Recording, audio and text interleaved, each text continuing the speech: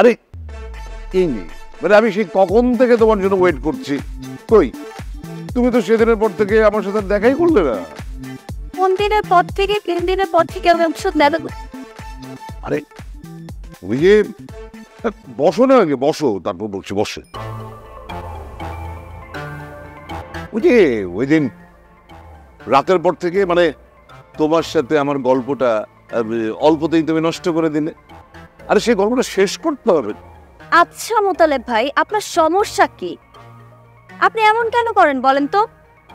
আপনার কি ওই বয়স আছে? আপনি তো আপনার বউকেই ধরে রাখতে পারেন নাই। এটা তো আমার ব্যক্তিগত বিষয় রিয়া, তুমি আমার ব্যক্তিগত বিষয়ে কেন ইন্টারফেয়ার করছো? আর ওটা আছে, ওটাকে ওটার মতো থাকতে দাও না। এটাও তো একটা ব্যক্তিগত ব্যাপার, তাই না? আর আপনি তো একটাই ঠিক রাখতে পারেন না, আরেকটা কিভাবে মেনটেন করবেন?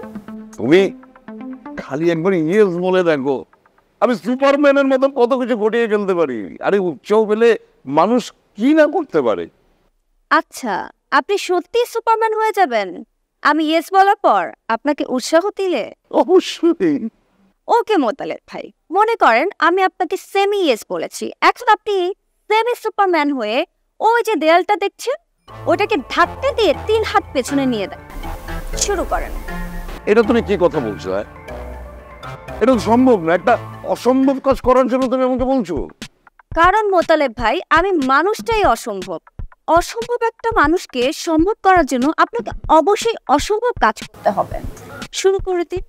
না না না, শোনো না, এই শুরুতে এত জটিল কাজে গিয়ে লাভ নেই, তার চাইতে আমরা সহজ সরল ভাবে শুরু করি। হ্যাঁ চলো না, আমরা ওই যে ওই ভূত খোলা রিক্সায় দুজনে ঘুরতে ঘুরতে চীনা বাদাম খাই।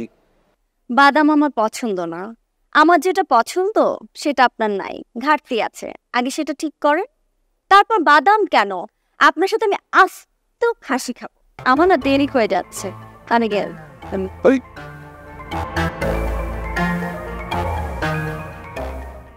আন্দাজে আন্দাজে আমার নামে এক গাদা ব্লেম দিয়ে গেল।